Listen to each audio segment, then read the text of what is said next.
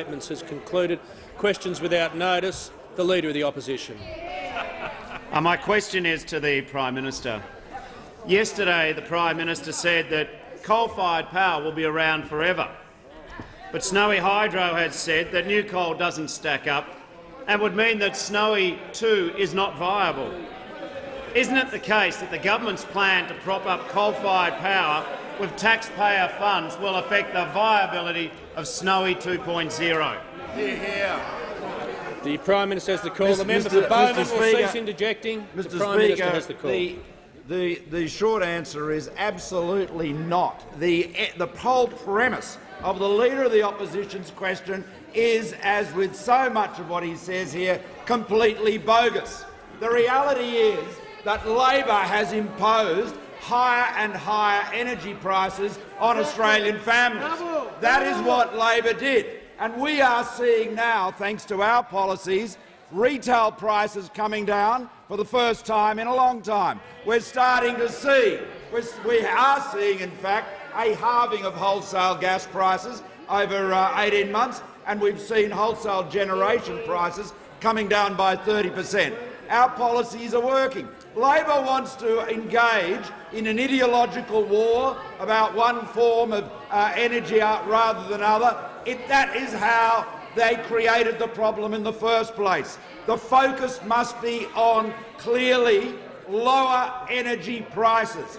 People have been paying too much for electricity. So you focus on getting prices down, ensuring power is reliable, the lights stay on, ensuring you've got dispatchable power, and coal is always going to be a big part of that, making sure that you have got lower prices, but let the market, let technology determine what is the best, most cost-effective solution. So our policy, the National Energy Guarantee, is technology agnostic.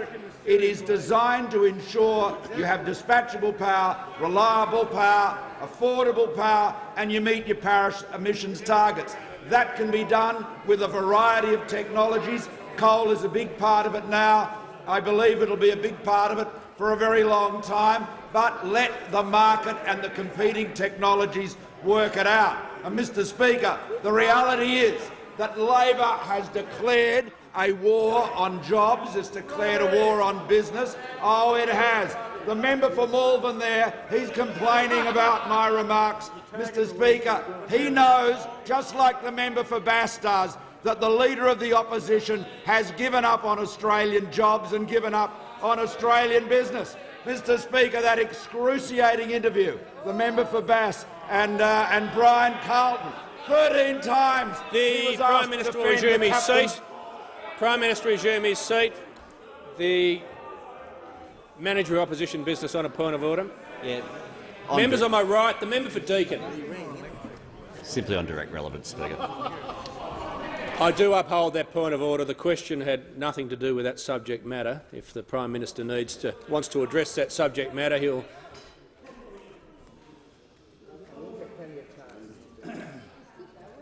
The question was about energy. Prime Minister's completed his answer. The member for Bonner. Thank you, Mr Speaker. My question is to the Prime Minister. Will the Prime Minister update the House on how the government is backing small and medium businesses to encourage employment, including in my electorate of Bonner? Is the Prime Minister aware of any threats to the government's approach? The Prime Minister has the call. Thank you, Mr Speaker. I thank the honourable member for his question. And the honourable member is committed to supporting family businesses in his electorate and indeed around Australia, unlike the Leader of the Opposition, who has declared war on small and medium family-owned businesses right around Australia, whether they are in Launceston, whether they're in Burnie, whether they're in Brisbane.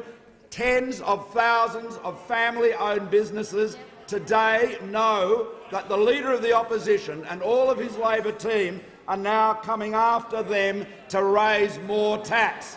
So raise more tax, and that's going to mean fewer jobs. Mr Speaker, he claims, the Leader of the Opposition says he's against the top end of town and he wants to take on the banks and all those millionaires. Mr Speaker, 1 small business after another will have their viability threatened and the jobs of their employees threatened by Labor seeking to jack up the taxes they are paying.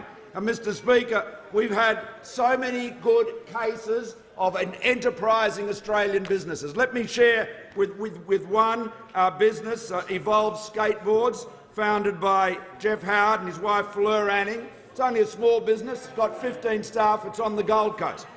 And what they are doing, like all of these small businesses, they are financing the growth of their business through retained earnings. That's how these small and medium family businesses grow. It's like universal trusses. I visited this morning here in the ACT with Senator Seselja, an older business, 20 years old, but it's the same story.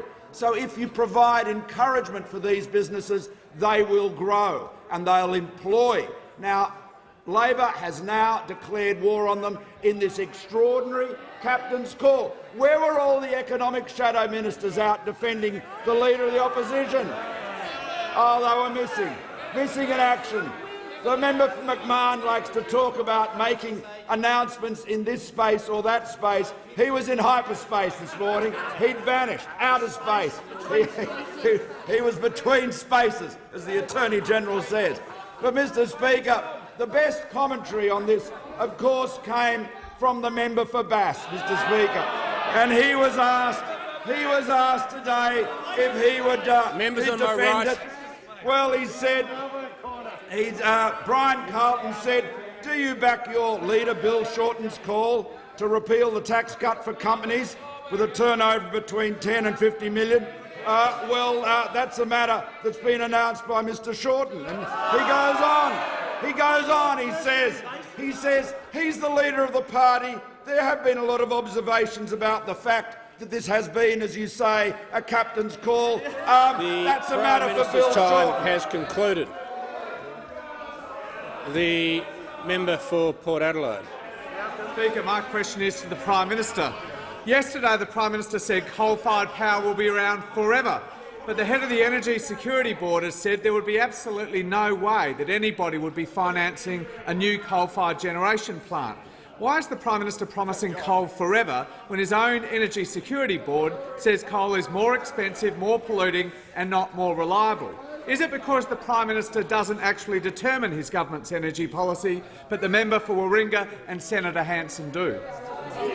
Members on my right. The member for Barker is warned. Prime Minister has the call. The honourable member just reveals in his question the problem, the central problem the Labor Party has on energy policy. They want to turn a policy area that should be about engineering and economics into one that is all about ideology and politics. We need to ensure that Australians have the most affordable, the cheapest energy possible.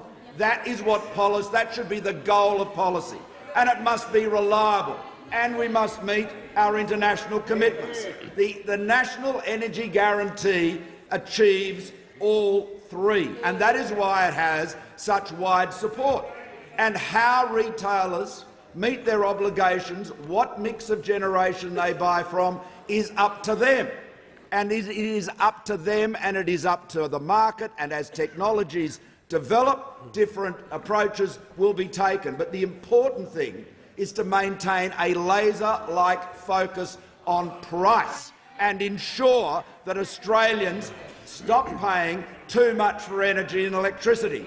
You never hear the Labor Party talking about the cost of electricity. It's all politics, it's all ideology. The objective is lower energy prices. We are starting to see that. We're turning the corner on that. We're making up for the shocking mistakes Labor made with gas and the shocking mistakes they made. Well, what about in South Australia? Getting to the point where, for all of their virtue, the Labor government there could say, we can generate all of our state's power with wind power. They were so proud of that. And then the wind dropped and there was no power at all, just a long extension cord to the Latrobe Valley.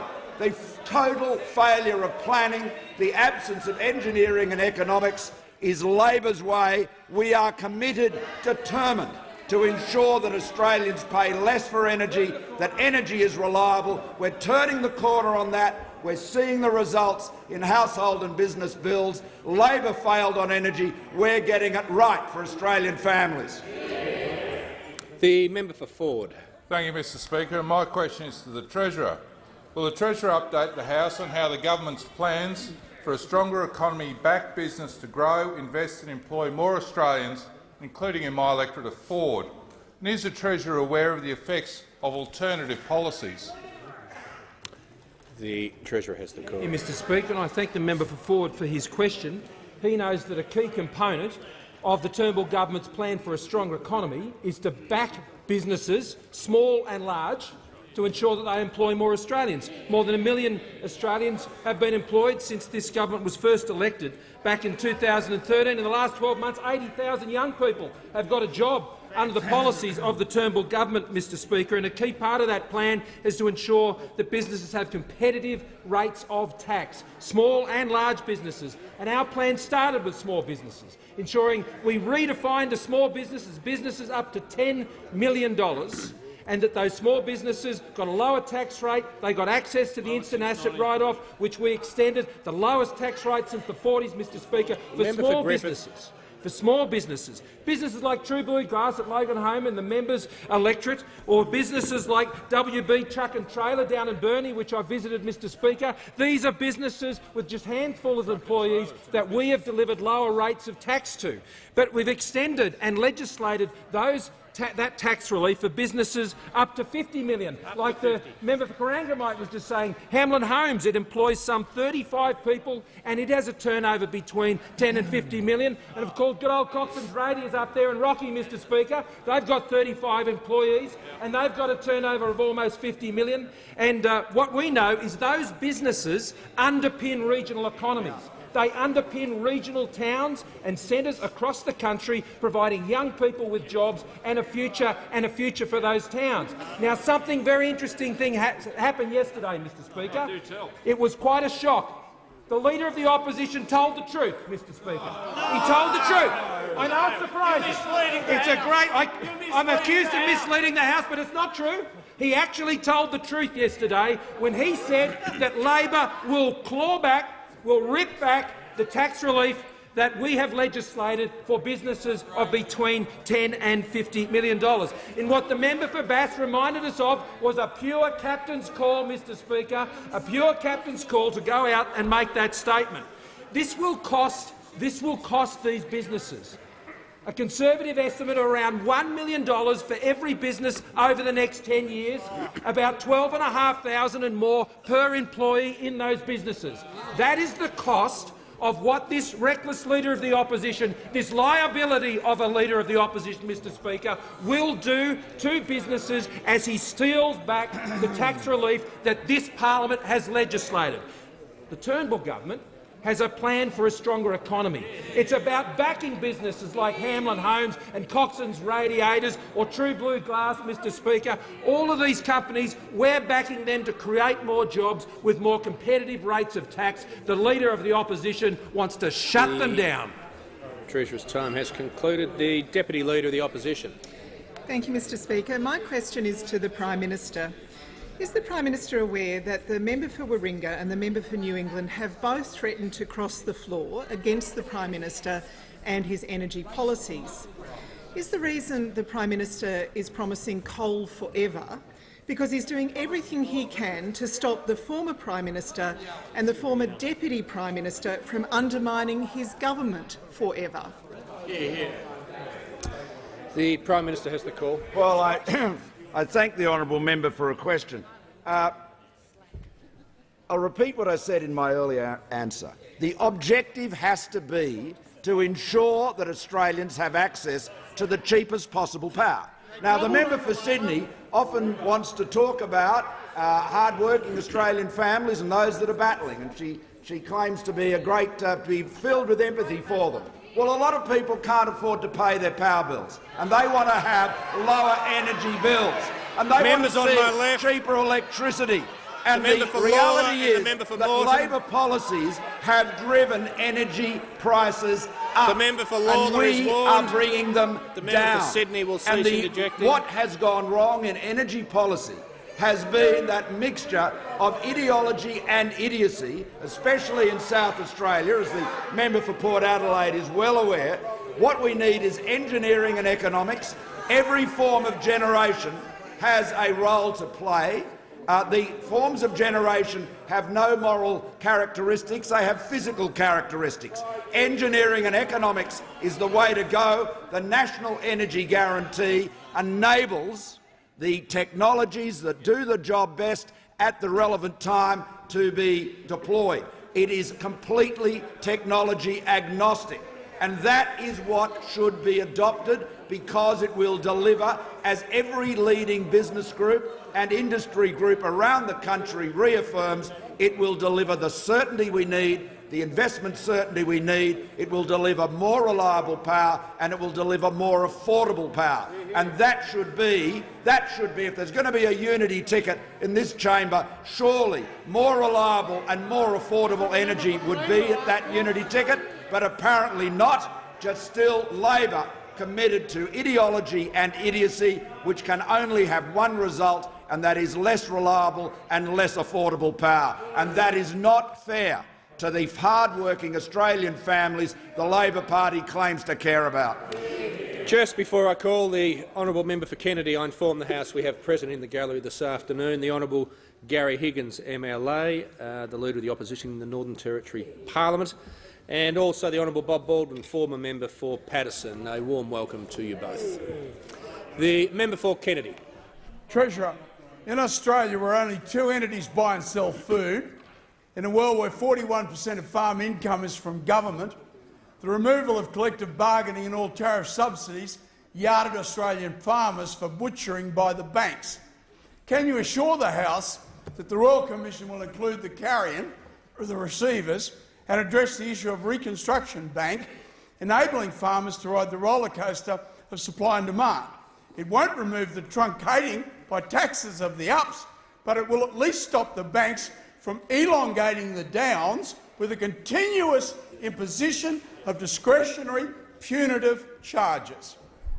The Treasurer has the call.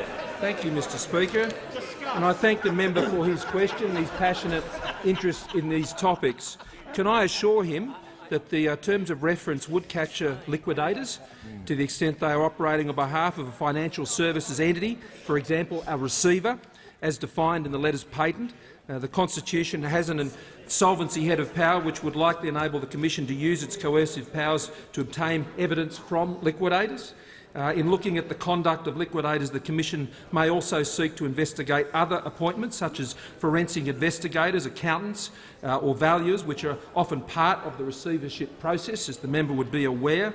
And referring to registered liquidators or receivers would single them out from the wide category of services, for example accountants and auditors, that are similarly captured, and it may be inferred by some that other similar services are not included.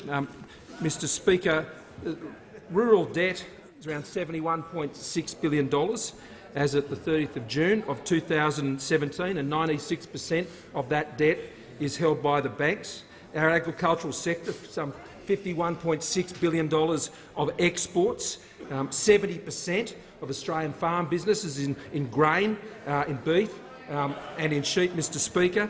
And it's also important to note, as the member would also be keenly aware, that these farm businesses typically have a turnover of less than $10 million.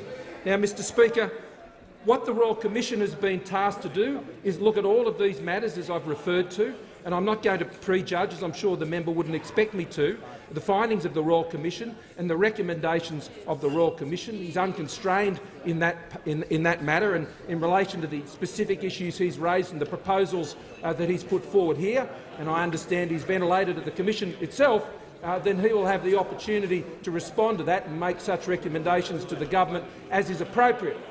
It's important, though, as we look at those recommendations, as we go through this very important process, that we want our banks to keep lending to business and to keep lending to farms, and to be cognisant of the need of how reliant our economy is on the extension of that capital.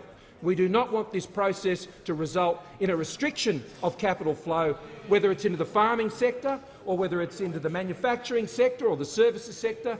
We don't want to see a constriction of that. What we want to see is more effective, more efficient and a free-flowing practice there from banks to ensure that they can support the growth in the economy which they were doing during the global financial crisis. One of the reasons we survived that crisis was particularly because the banks continued to lend. Now, we do have to have a consciousness, as the member says, of the cycle that occurs in the ag sector, and that's why we have the Farm Management Deposit Scheme from the government's point of view, but we're of course open to all recommendations from the Royal Commission. The member for Flynn. Thank you, Mr Speaker. My question is to the Deputy Prime Minister, the Minister for Infrastructure and Transport. Will the Deputy Prime Minister update the House on how the government's tax measures helps create jobs and grows business confidence in regional communities? How would different approaches hurt Australians, hard workers in the small and medium to business range? Thank you. The Deputy Prime Minister has the call. I thank the member for Flynn for his question. He is a hard-working member. Before coming to this place, he was a hard-working businessman. He'd started businesses from scratch. He wasn't frightened to get a bit of dirt under his fingernails. He wasn't frightened to back himself. He wasn't frightened to take risks. He wasn't frightened to employ people. He had a go. He had a go, just like all of those small and medium family enterprises which those opposite want to cripple by taking away the tax relief that this government is providing them. Now, he comes from Gladstone, and Gladstone is home to some of the best economic potential, the best economic drivers in this nation. It is one of this nation's economic powerhouses. It's home to Northern Oil Refinery. It's also home to Caulfield's Electrical Service. A little company, medium-sized company, employs 60 people. It's a fine business. It's having a go. Its owner, Ken Caulfield, told the member for Flynn, obviously with extra cash to inject into the business, we can employ more staff and develop our companies to run more efficiently and forward plan, knowing we will have more funds to do business. That's the sort of enterprise, that's the sort of endeavour that we want to foster on this side of the House, and that's the sort of enterprise and endeavour that those opposite want to take away, want to steal away. We are also investing as Liberals and Nationals in central Queensland, making roads safer, such as the Bruce Highway, an investment of $10 million. The Northern Australian Roads Program, $59 million for the Capricorn Highway. Beef Roads Program, $20 million for road, train access, and the Bridges Renewal Program, including $5 million for the 3 Moon Creek replacement. We're connecting country communities. We're making sure that those regional communities can connect to ports safer, ports such as Gladstone. But confidence is not something that you see opposite. There's no Labor confidence in businesses to back themselves, and we've got some by-elections coming up, and people can get behind the candidates that this government is putting up, or they can just be anti-business as usual. Anti-business as usual. That's what they'll get. That's what they'll get in Braddon. That's what they'll get in Longman. That's what they'll get in Mayo if they don't back the government candidates who are going to provide a voice around the table of influence, a voice around that ministerial table to actually get things done. Labor has no confidence in Burnie, no confidence in Ulverston, and I know that because I visited Ulverston on my small business roadshow with Roger Yench last year, and we heard from small businesses there. They were backing the government. They were backing themselves, moreover. They were backing the lowest tax rate in 77 years. They were backing the instant asset write-off. But I tell you what they don't need down in Tasmania. I tell you what they don't need in Longman, and that's Labor. That's Labor's anti-business policies. Has concluded. The member for Batman. My question is to the Prime Minister. Today, Senator Hanson said the price of One Nation supporting the Prime Minister's $80 billion big business handout was a new coal-fired power station. Will the Prime Minister rule out building a new coal-fired power station, or is nothing off-limits when it comes to teaming up with One Nation? The Minister for the Environment and Energy. Mr Speaker, well, The Labor Party should know that when in Victoria they tripled the coal royalties and oversaw the closure of Hazelwood, the people of Victoria saw their wholesale prices increase by 80%, Mr Speaker. The Labor Party should know that when Jay Weatherall oversaw the closure of the Northern Power Station, the people of South Australia saw their wholesale prices go up by another 80%, Mr Speaker, and they told him what they thought of it at the state election, Mr Speaker.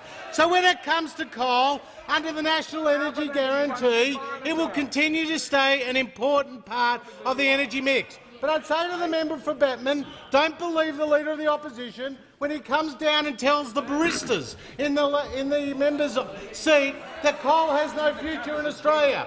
Because when he goes to Mackay and he speaks to the miners, he says coal has a future, Mr Speaker. Now, we all know that the Labor Party is not up front with the workers. They've abandoned the blue-collar workers. When will they go down to the seat of Gippsland and tell those workers, the 300+ workers at the Yallourn power stations, that they won't have a job under Labor's policy? When will they go to the electorate of Flynn and tell those 230 workers at the Gladstone power station that under Labor's policy they won't have a job? When will they go to the member for Shortland's electorate at Vales Point and tell those workers there, 300 workers, that under the Labor's party policy they will not have a job? Now, Mr Speaker, when it comes to the Labor Party's policy, we know they won't listen to business. We know the Leader of the Opposition no longer listens to BHP, no longer listens to BlueScope, no longer listens to the Business Council of Australia. But now he doesn't even listen to the unions, because his former union, the AWU, the Victorian Secretary, Ben Davis, said, and I quote, the following. Listen to this. The Leader of the Opposition should listen carefully. The rush away from coal is unseemly in its haste because we are potentially crucifying hundreds of thousands of manufacturing workers, Mr Speaker. That's the Leader of the Opposition's own union. And then the CFMEU President, Tony Marr, said a renewable energy target of 50% by 2030. The Minister will just resume his seat for a second. The member for Batman on a point of order. He hasn't mentioned One Nation once. Point of relevance, sorry. Point of relevance. The member for Batman can resume her seat. When a question talks about an $80 billion handout that doesn't have any reference to anything else, it kind of opens it up to the world. The minister has no.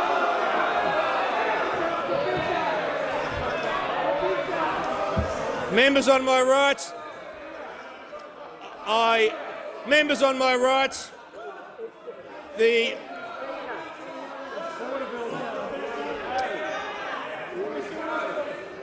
Minister for Trade and Investment, the Second Deputy Speaker will resume his seat. Second Deputy Speaker is well aware that only one point of order can be taken on relevance, and the matter will not be debated. I've ruled on the matter. The Minister has the call.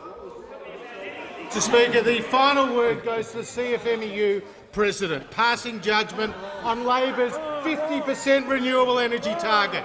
And he says, and I quote, the 50% target will increase the cost of electricity for manufacturing and ordinary households, Mr Speaker. Only the Coalition can be trusted to deliver more affordable and reliable power. The member for O'Connor. My question is to the Minister for Foreign Affairs and Trade. Will the Minister update the House on how an internationally competitive tax system can help both retain and attract aspirational talent to Australia? What are the risks of alternative approaches? The Minister for Foreign Affairs. I thank the member for O'Connor for his question and congratulate him on the great work that he does for his electorate. There is a global competition. Just the member for McMahon. The moment's passed. Let's just move on. The Foreign Minister has the call. There is a global competition for capital, for skills and talent, and that's why Australian businesses must be able to compete globally to attract these resources from overseas and also provide jobs and opportunities for our best and brightest talent here in Australia. And, Mr Speaker, I really couldn't put it more succinctly than members of Labor's front bench. The member for McMahon, as Shadow Treasurer, said on the 11th of July in 2013, "I think we should have the ambition of lowering company tax because it does improve our international competitiveness." Well, he got it then. And then, of course, the Leader of the Opposition, as Assistant Treasurer, said to the Institute of Chartered Accountants in Melbourne, "The government's tax reform agenda has a strong focus on ensuring that Australia remains an attractive place to invest. Cutting the company tax rate is an important step along this road." Now, Mr Speaker, we couldn't agree more, but yesterday the Leader of the Opposition went rogue. He went off the reservation when he completely turned around and said the opposite and committed Labor to increasing taxes on Australian businesses, thus putting at risk the livelihoods of millions of Australians across the country employed in small and medium businesses.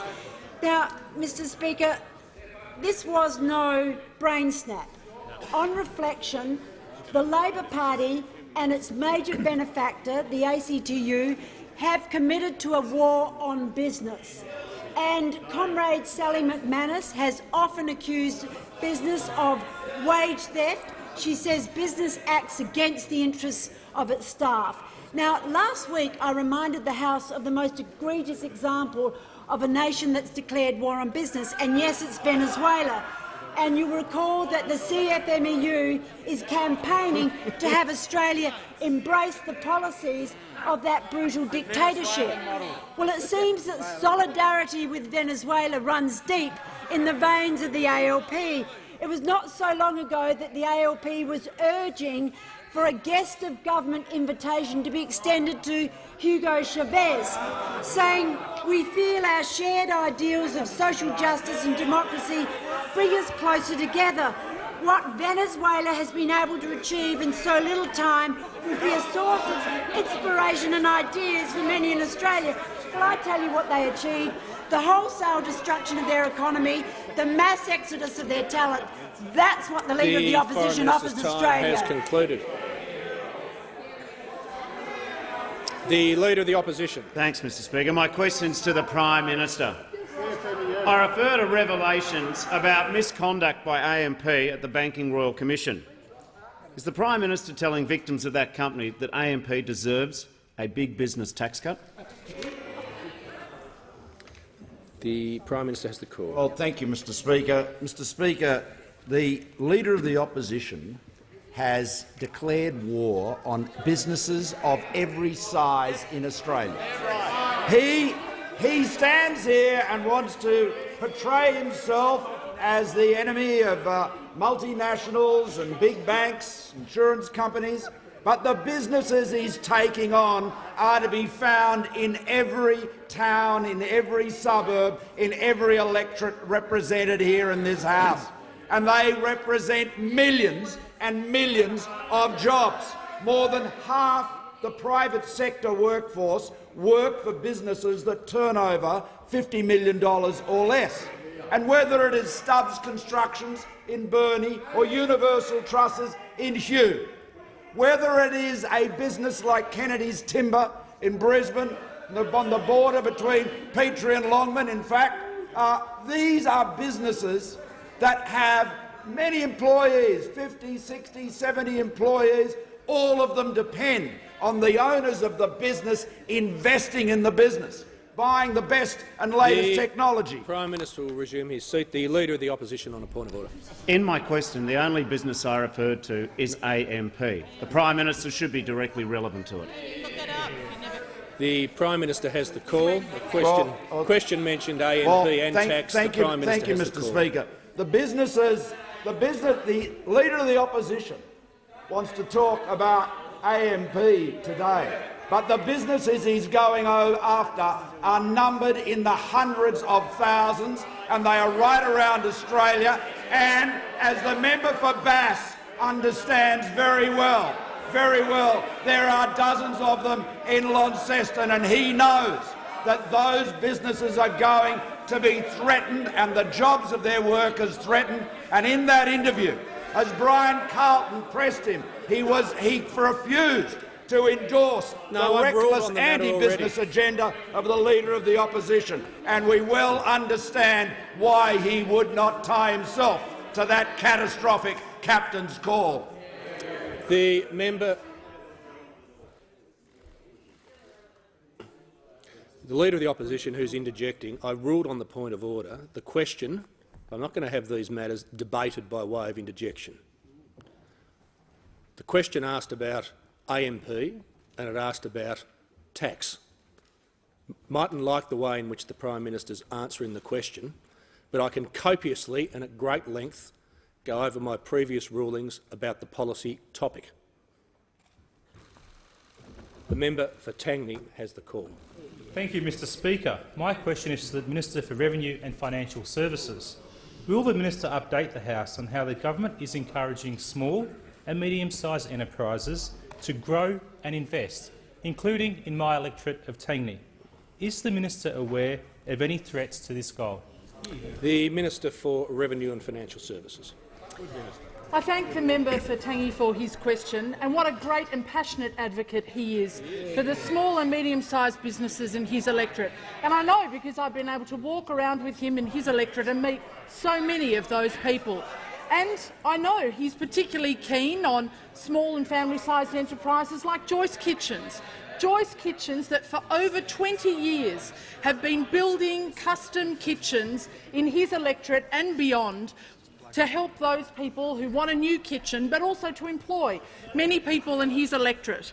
These are the sort of businesses that are going to be impacted by Labor's hike on small and medium-sized enterprises, on those family businesses. These are the sort of businesses, 97% of all business in this country is in fact small and medium-sized business.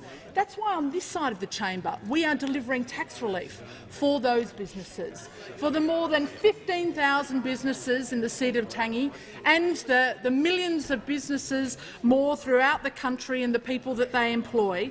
But of course this would all change under the Leader of the Opposition if he had his way, because the Leader of the Opposition has finally revealed his hand. He wants to punish those businesses. In his wacky captain's call yesterday, he said that Labor would roll back those tax relief, those tax cuts for small and medium-sized enterprises. He said that he would punish those businesses that seek to employ, to invest, to grow and to hire more Australians. He has promised before that his tax policies simply focus on the top end of town. He said that he is focused on the millionaires. But let me ask the Leader of the Opposition, how are small, medium-sized and family businesses the top end of town? How are the people that they employ millionaires? Of course they are not. And he had the audacity, in a prepared speech, he had the audacity to say that he was going to back small business. So he was in there in his prepared speech, he said he would hug small and medium-sized enterprises. He walks out the door and then he mugs them. It is the hug and mug that the Leader of the Opposition is so famous for. I mean, you only need to ask the workers that he represented, the hug and the mug. They know that the Leader of the Opposition cannot be trusted. They know that he is not trustworthy. They know that he is so shifty when it comes to representing their interests. The Minister for Revenue and Financial Services will resume her seat. No, the Minister for Financial Services will resume her seat. I'm not negotiating the matter with her at the dispatch box, frankly.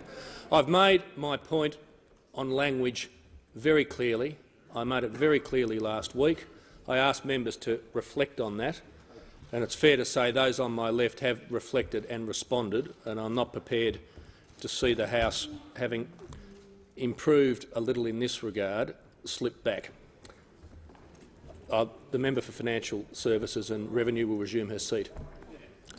I'm calling the Leader of the Opposition. The Leader of the Opposition has the question. Thank you, Mr Speaker. My question is to the Prime Minister. Should AMP receive a tax cut? Prime Minister has the call. The Treasurer has the call. Mr Speaker, it's our policy that all businesses in this country should be competitive. They should all have competitive tax rates, Mr Speaker. That's what they should all have. Members on my left. Because Australians work for all of those businesses, and they all deserve to work for businesses that have a competitive rate of tax so their jobs are more secure, Mr Speaker. What is very clear is under the Leader of the Labor Party, Australians' jobs would not be secure. They would not be secure because it is his policy to jack up the taxes on small businesses, on medium-sized businesses and large businesses. And yesterday we had a small shard of truth from the Leader of the Opposition as he fessed up to the fact that the Labor Party would increase taxes again for businesses of more than $10 million, Mr Speaker. The Manager of Opposition Business on a point of order. Mr Speaker, on this question there is no preamble. There is no broad policy that then refers to AMP. It only deals with should that company receive a tax cut.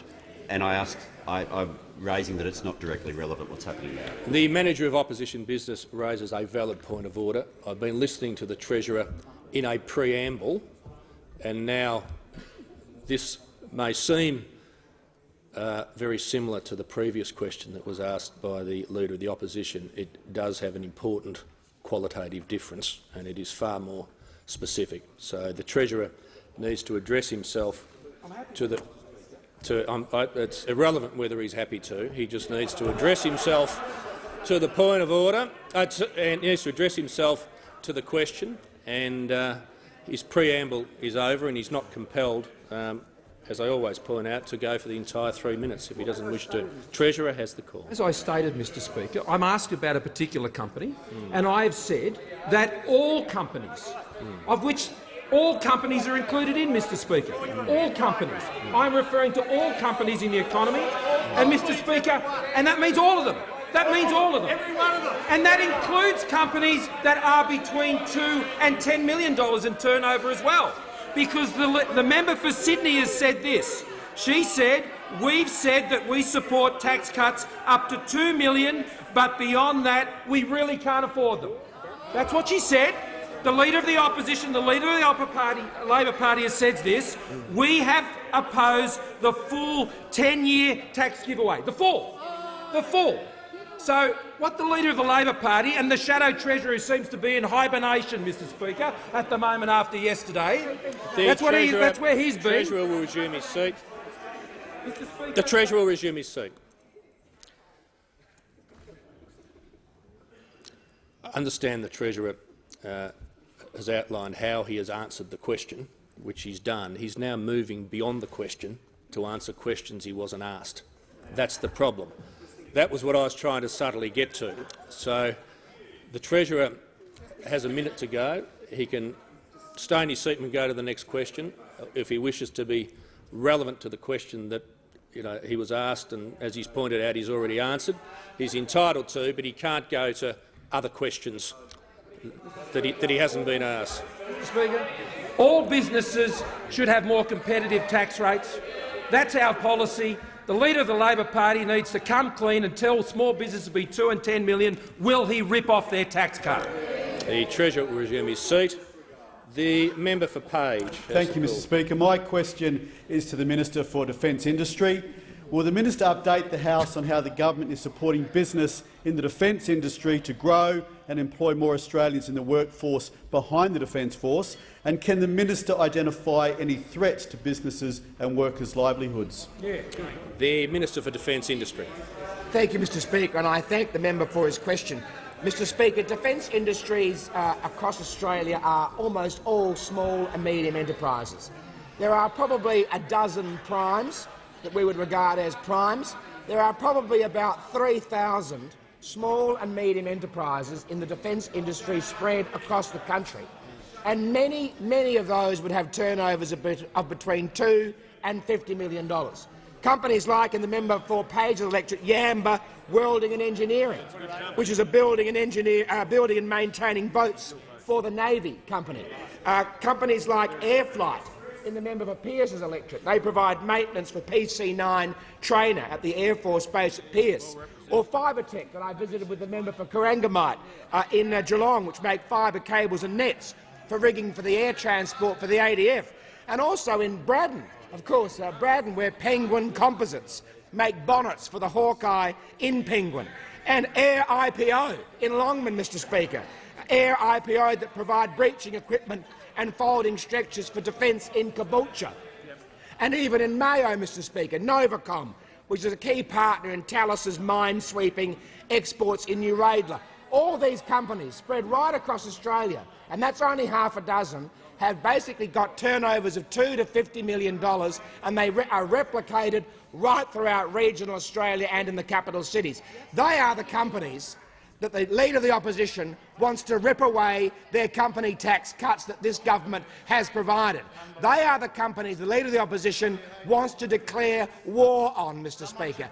They're the companies, small family enterprises, many of them with good ideas, who are hard-working and making good because of this government's investment in defence and defence industry capability, the largest in our peacetime history, Mr Speaker. That's what's going on out in the real world, and the Leader of the Opposition wants to make those companies much harder, make their jobs much, much harder. He wants to build those companies. He wants to send them broke. The member for Bass got it right today, Mr Speaker. It wasn't a very pretty interview, it must be said. The member for Bass got it right. The Leader of the Opposition's war on business is a war on jobs, it's a war on growth, it's a war on the Australian economy, and it's the war on family businesses and small and medium enterprises. It's a war on wages, Mr Speaker. The Leader of the Opposition isn't some mythological fighter fighting against the top end of town on behalf of small and medium enterprises. He's belting small and medium enterprises. They're not the top end of town. And he's saying to families on $95,000 a year that they are the top end of town, trying to take away their personal income tax cuts, Mr Speaker. The Leader of the Opposition is a dangerous man for Australian families and for Australian businesses. The member for Chifley.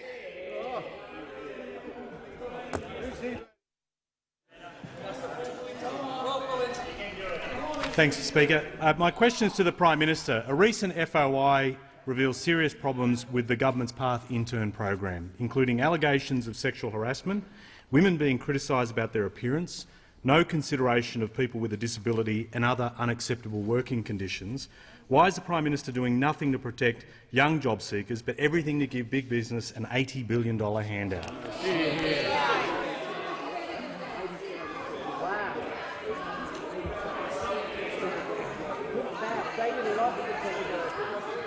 The Prime Minister has the call.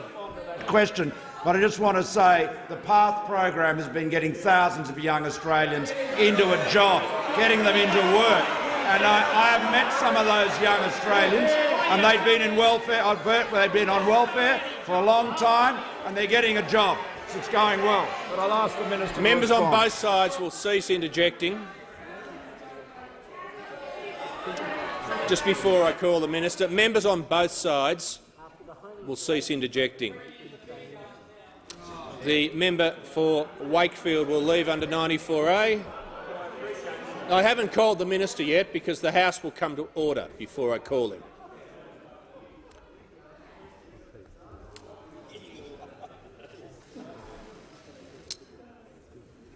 The Minister has the call. Thank you, Mr Speaker, and I thank the member for his question, although his information is wrong. There have been, in the Freedom of Information request that he mentions, there were 33 complaints made. Out of that is less than 1% of the people that are of the 31 of those who have been dismissed. 2 of the companies involved in the program have been investigated by the Job Active Network and have been barred from participating in the program. The program, Mr Speaker, is and long-term unemployment in the 15 to 24-year-old age bracket is a tough issue. We get that, but we're not prepared to turn our backs on it. That's what the Youth Jobs Path system was for. And the Prime Minister is right. Nearly 70% of the young people who complete their internships move into a job. It is right. As of the 18th of June. I'm sorry, the member interjects it's not right. It is right. It is the information provided to me through the Job Active Network and the department. This is, and I'm asked, what are we doing? What are we doing to protect vulnerable workers? We've introduced and passed the Protecting Vulnerable Workers Bill, which those opposite in the Senate added amendments to which weakened it. We've added $21 million in expenditure over the next 4 years to the Fair Work Ombudsman. When the Leader of the Opposition was in charge of the Fair Work Ombudsman, he cut staff by 17% in it and the budget by 20%. I get that the Leader of the Shadow Minister is not keen on us trying things to help this most vulnerable bunch of young people out. But the results are starting to come in. We're not scared to try things in this sector. We are not scared to try things. That's how you get the job results that we are talking about Australia-wide, by not turning your back on any sector of the unemployment market. The Minister and his information is wrong. The Shadow Minister and his information is wrong. This program is one that we are extremely committed to because it is delivering results. Just before I call the member for Mackellar, we also have present in the gallery this afternoon former member of this House and Minister, the Honourable David Simmons. On behalf of the House, a warm welcome to you. And I call the member for Mackellar. Thank you, Mr Speaker. My question is to the Minister for Home Affairs. Will the Minister update the House on the importance of a strong and united approach to criminal people smuggling syndicates in our region?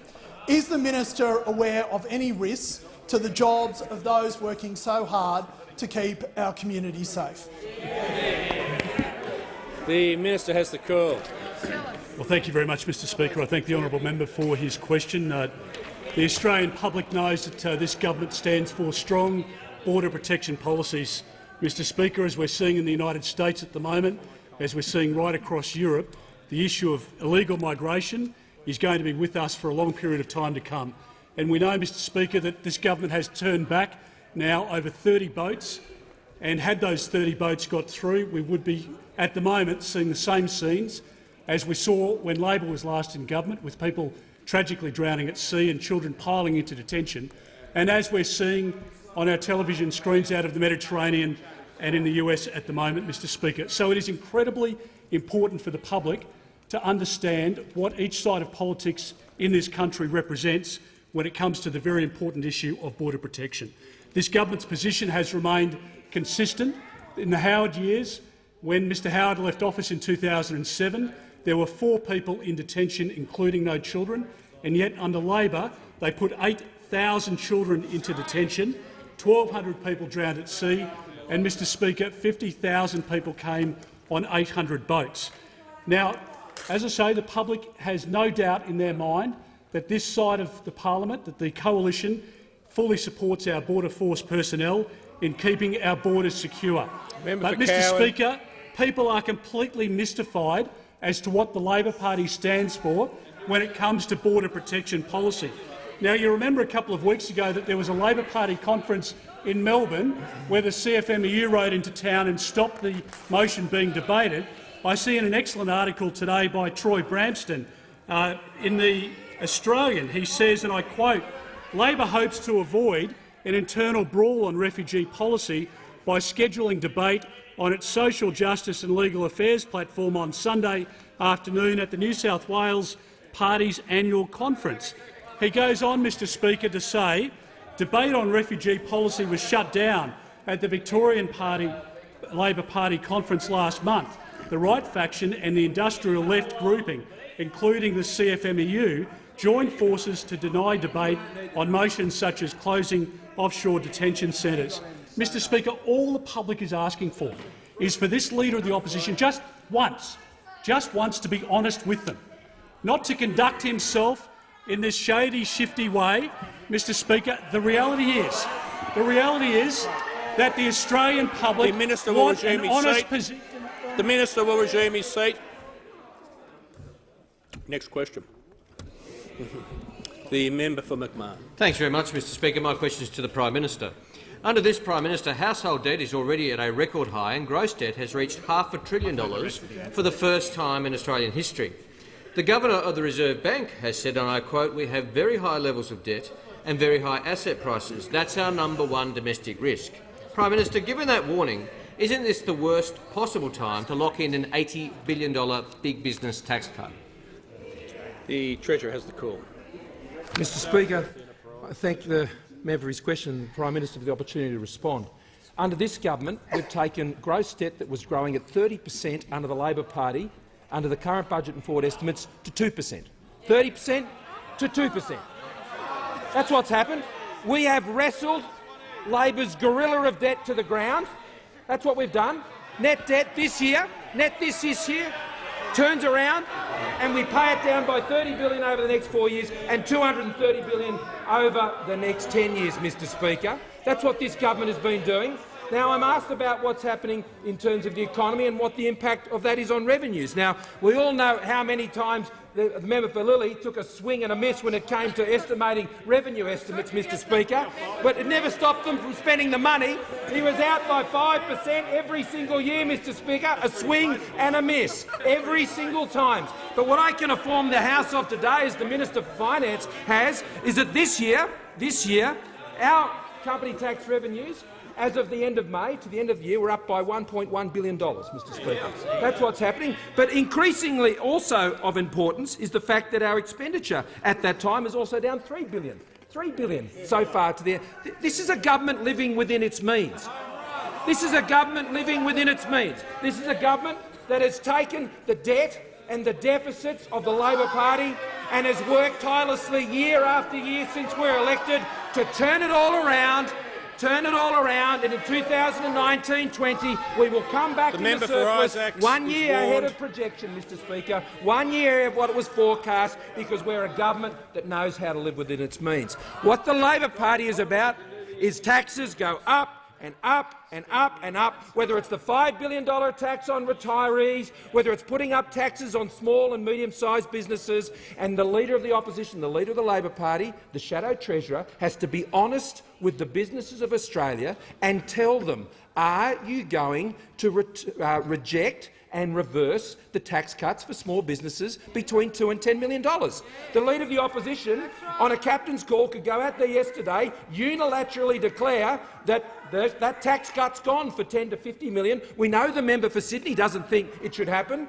We know the Leader of the Opposition has gone around telling everybody that he's going to reverse the whole package. We'll tell them straight. I mean, I know he finds it hard to make telling the truth a habit, Mr Speaker, but on this one occasion, he should be clear to the Australian public and all of those millions of businesses and the millions of Australians who work in those businesses, are you going to claw back the tax cut that was legislated by this parliament for businesses between $2 and $10 million? It's a pretty simple question. The Shadow Treasurer has been running around in circles on it for 2 years. He can't fess up to it. We've got by-elections in Longman, we've got by-elections in Braddon, we've got by-elections in Western Australia. The member for Barara. Thank you, Mr Speaker. My question is to the Minister for Small and Family Business, the Workplace and Deregulation. Will the Minister update the House on how the government's small business tax relief stimulates jobs growth and investment? Is the Minister aware of any differing ideas that undermine business confidence and threaten jobs? The Minister for Small and Family Business. Thank you, Mr Speaker, and I thank the member for Barara. The member for Barara, Mr Speaker, gets it. He gets that small and medium family enterprises, businesses, are the backbone of his electorate. The Prime Minister gets it. The Treasurer gets it. In fact, everyone on this side of the House gets it, Mr Speaker. In fact, Mr Speaker, even the United Nations get it. Mr Speaker, happy Micro, Small and Medium-Sized Enterprises Day. Last year, the United Nations, and in their press release today, they reiterated their thoughts, and I quote from it, "Those enterprises which generally employ fewer than 250 persons are the backbone of most economies worldwide." Even the United Nations get the fact that small and medium family businesses are the backbone of this country, of any country. But I tell you who doesn't get it, Mr Speaker. The Leader of the Opposition. And you know what? I reckon there's plenty of people behind him that actually get this. The member for Bass. He gets it. You're right. The Attorney-General. He's right. But, Mr Speaker, in the members for Maribyrnong seat, there is a family-run independent supermarket business. It's a third-generation family business. It's been there for over 50 years. It has 140 staff, 40 of them full-time, 100 part-times, predominantly school kids and university students. They turn over a tick over $20 million a year. They operate at a gross margin of around 2%. They compete with Coles and Woolworths on a daily basis, and the Leader of the Opposition would have you believe that that is a business already facing a national giant that does not deserve to keep more of its own generated profits. He is happy to trash business as the Leader of Opposition in pursuit of a class war, does not understand that high turnovers necessarily mean high profits, because he's never actually been involved in a business or running a business. There are businesses all over his electorate and every electorate of every member in this country for where that equation is the same. They are the backbone of all our seats. The Leader of the Opposition has gone over the top. He's out of the trench, headfirst into battle against this sector of the economy. My question to those opposite, I don't have to ask it on this side, those opposite, especially those in the economic leadership team, have the courage to stand up for this most important sector of our economy. They are in all of your seats. They are in all of your seats. They employ the overwhelming majority, 70% of all Australians. Do not stand behind your leader and sell them out for the sake of a cheap political class war.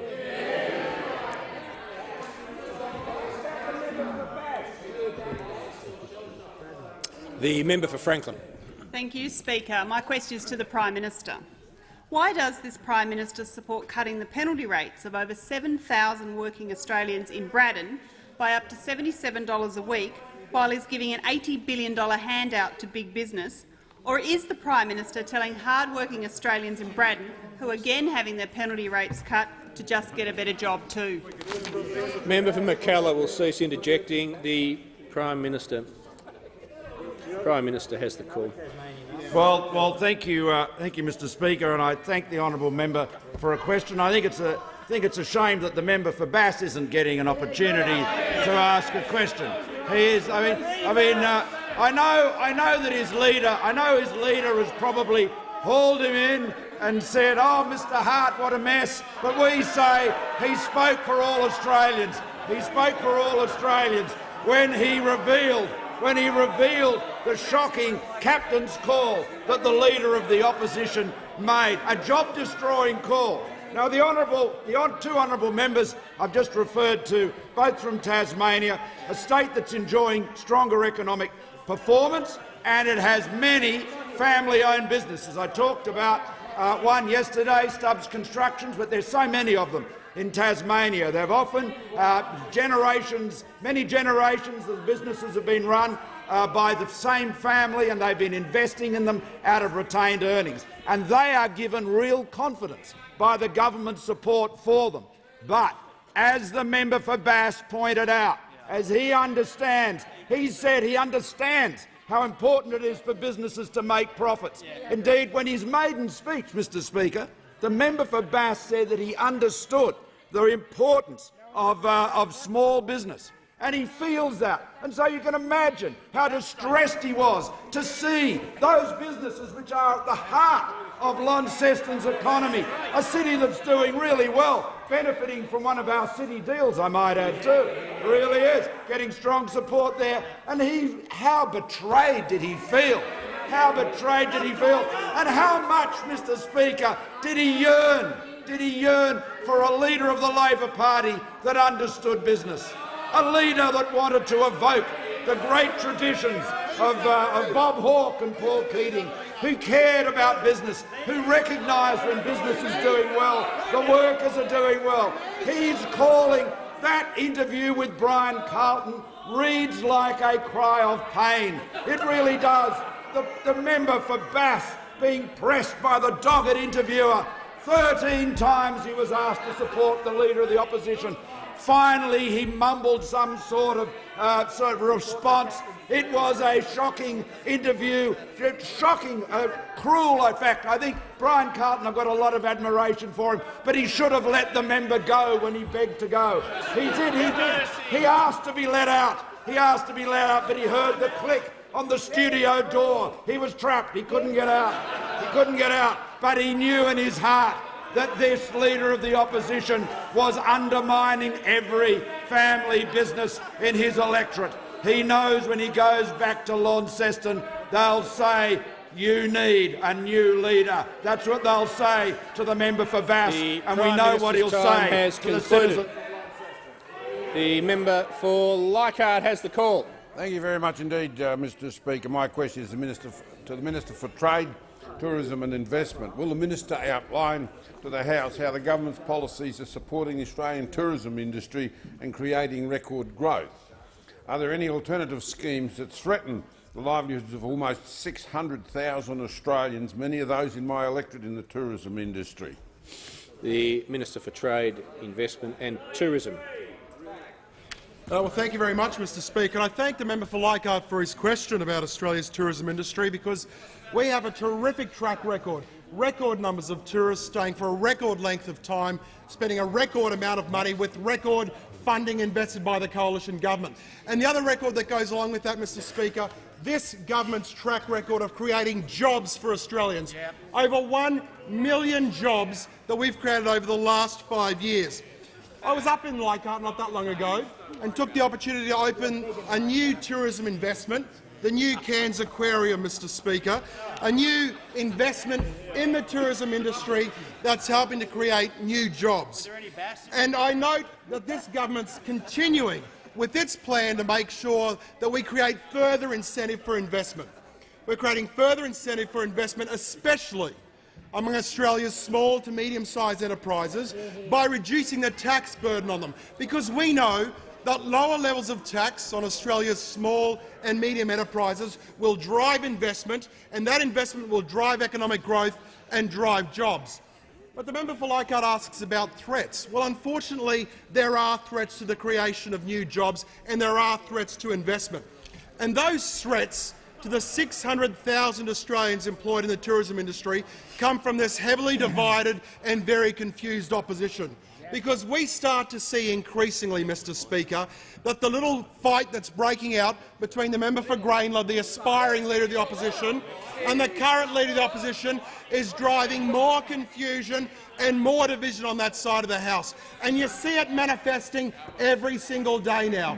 Now we see the Leader of the Opposition moving to block the member for Port Adelaide from having a chance in Adelaide, instead forcing the member for Port Adelaide to take his fight. Minister, this is completely irrelevant to the question.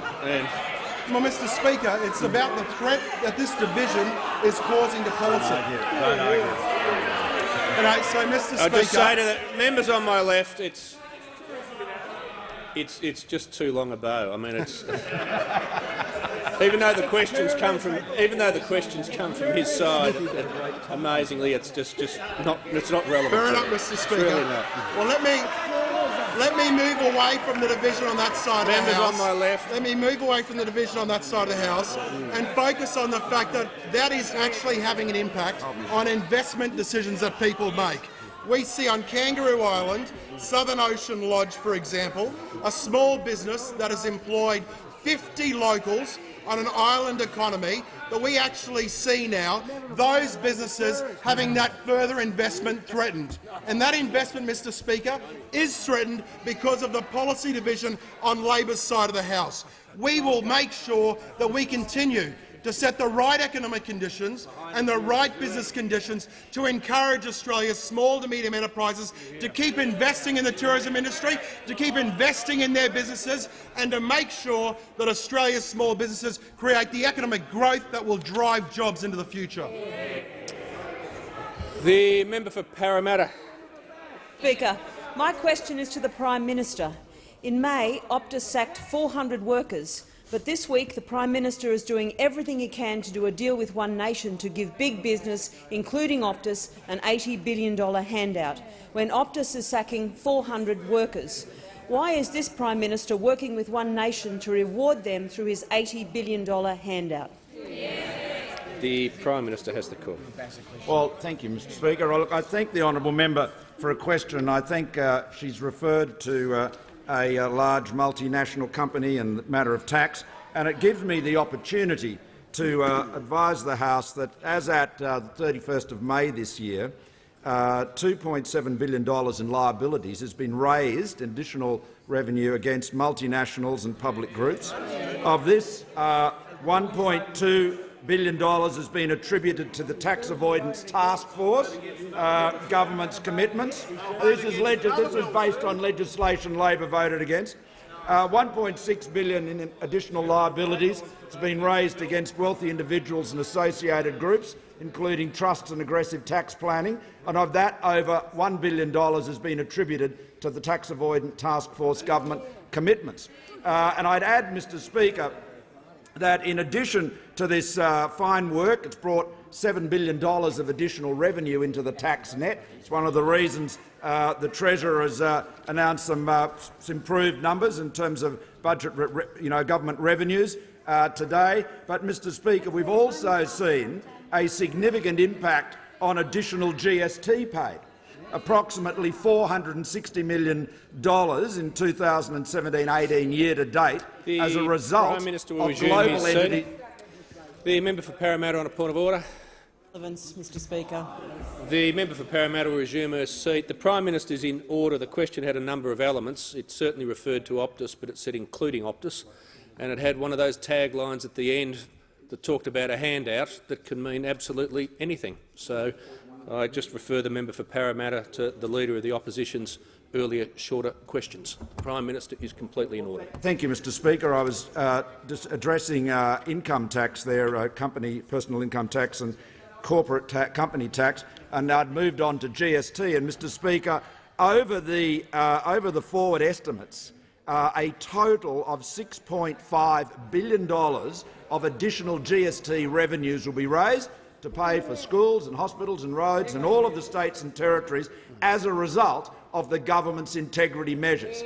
So we do believe in lower taxes. We know that because it encourages investment, employment, it encourages more jobs and higher wages, all the very cogent arguments the Leader of the Opposition used to address on this subject before he did a backflip and abandoned economic common sense. But what we are doing is ensuring that everybody pays their tax, and we are cracked down on multinationals and tax avoidance in a more resolute and comprehensive fashion than any previous government, and we're seeing very substantial revenues accruing to the federal budget and, of course, through the GST directly to the states and territories.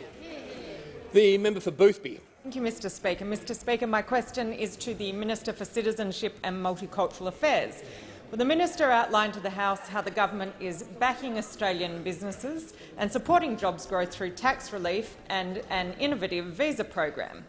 How does this compare with other attitudes? The Minister for Citizenship has the call. Well, can I thank the member for Boothby for her question? And she, like all members on this side of the chamber, is backing every business, small and large, to grow. Because we know on this side of the chamber that when businesses grow, they employ more people, they generate more wealth, and they create more money that we can fund the essential services that we need, the schools, the hospitals, the PBS listings.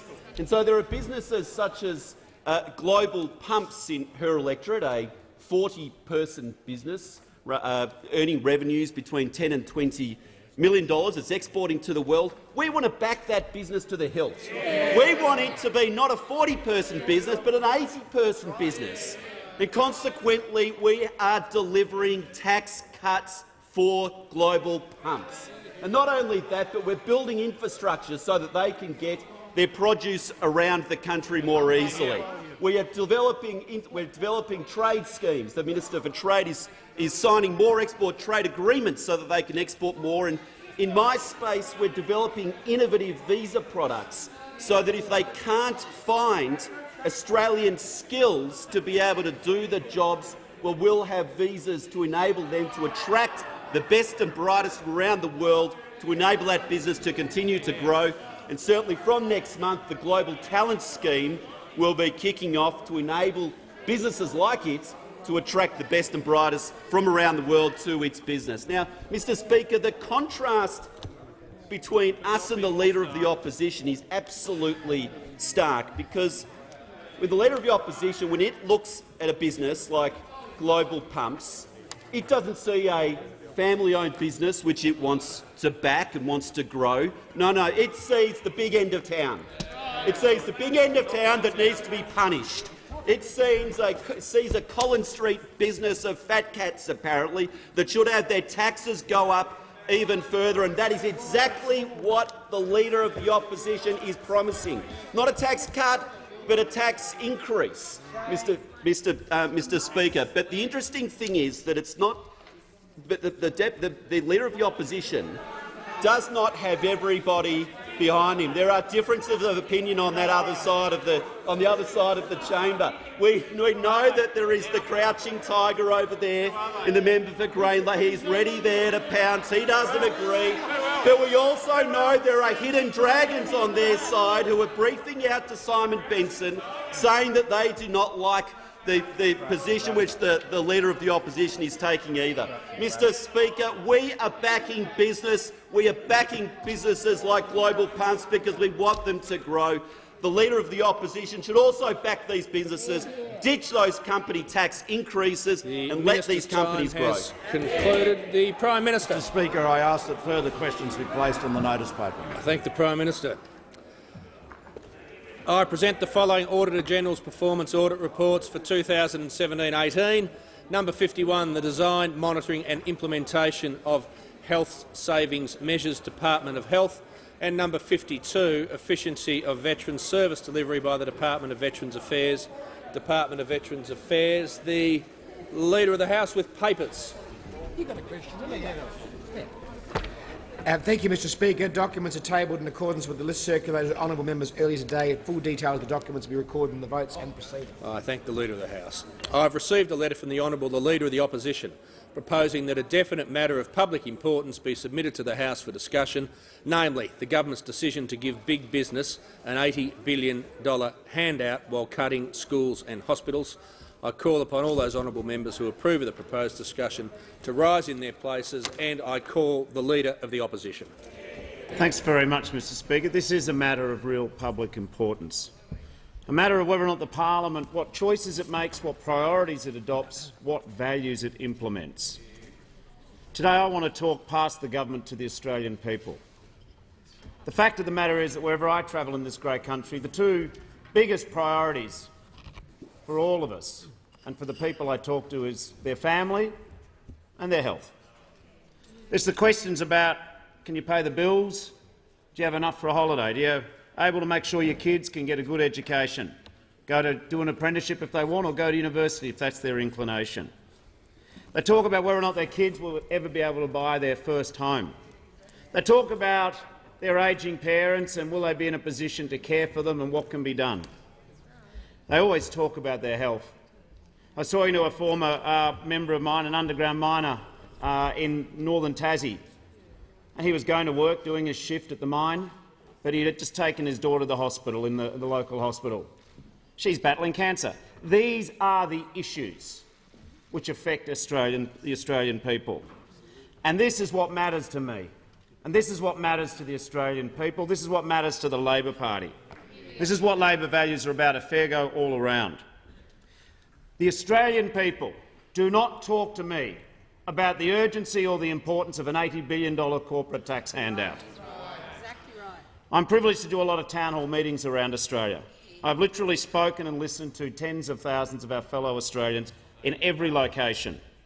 The issues that I get asked about, and this is what I want to say to the Australian people, the issues I understand and Labor understand are important, is how are the people on the pension going? How are they making ends meet? Will there be an affordable place for childcare? Does the childcare worker get paid appropriately? What to do about the waiting lists in hospitals? The challenge that Tasmanians have, that they have to go to the mainland to get medical services that other people take for granted. The parents raise the issue about lack of resources in the schools, especially when their kids are getting bullied. We talk about energy prices in these meetings. They go up and up and up. We talk about the poor administration of the National Disability Insurance Scheme and the lack of putting people with disabilities at the centre of these services. We talk about the frustrating search for adequate and dignified aged care. The parents talk about apprenticeships for the kids like they once had the chance to do. And certainly people do raise with me, talk about the boats, but they don't say that the answer to stopping the boats is indefinite detention in Manus and Nauru. And people do raise the low level of New Start and whether or not an older Australian has a fair go when it comes to discrimination and whether or not they keep being sent for interviews manifestly inappropriate and soul-destroying for the job seeker. And the workers in the audiences talk about labour hire and how it's used to undermine existing conditions at work. And the people on insecure work talk about the inability to be able to get regular rosters. And then we talk about housing and people complain they feel the deck is stacked against them. Some people do complain about foreign investors buying residential housing, and others complain that whenever their kids save up for the deposit, they find the price of the house just leaps the next $200,000 and they've got to go back to the start again. And then there are plenty of people who talk to me about the inability not ever to even own a house, but the cost of rent and secure housing and public housing and social housing. And people talk to me about the job losses. Every part of Australia, we hear the government boast about job creation, but they never seem to worry about the people who lose their jobs. Of course, I hear about the NBN failures, the fact that people have to wait for countless unmet installation turn-ups and missed appointments, the fact that the service drops out. They talk to me about the fact as small businesses they get ignored, not just by NBN Co, but by the government who delivered this policy. They do complain to me about the treatment of banks on small business. They do complain about if you receive a government payment being made to feel second class because of the cutbacks at Centrelink. They certainly say to me, why don't politicians listen to them more? But what I don't get asked about by the vast bulk of the Australian people, the people making ends meet, working hard, the people who, as the minister for the small business minister said when he was taunting me, he said, "Oh, you've only ever signed a mortgage." Well, whether or not that's true, which it's not, what a patronising statement that people who might have signed mortgages and haven't inherited a lot of money, somehow they're not as smart as other people. But I never get asked about how do we do income splitting in discretionary trust for adult members of the family. And I do not get asked about the importance of wedging Labor on national security. And I don't get a lot of complaints about the ABC. And I do not get asked about buying the Liddell Power Station, although it is fair to say some people do challenge the role of privatisation in energy prices. And I never get asked why aren't we giving the banks a $17 billion tax cut. I am interested in what is real in the lives of Australians. And I know that on the 1st of July, those two important priorities of families and health will take another setback, another stagnation of the standard of living in this country. On the 1st of July, there are new cuts to childcare, which hurts families, new cuts to family payments, which hurts families, new cuts to Sunday penalty rates, which hurts families. And this is on top of the Medicare freeze, which hurts families. This is on top of the rising private health insurance premiums, which hurts families. And this is about the power bills that keep increasing. That hurts families. And this is on top of the longest period of wage stagnation in the nation's recorded economic data. That hurts families.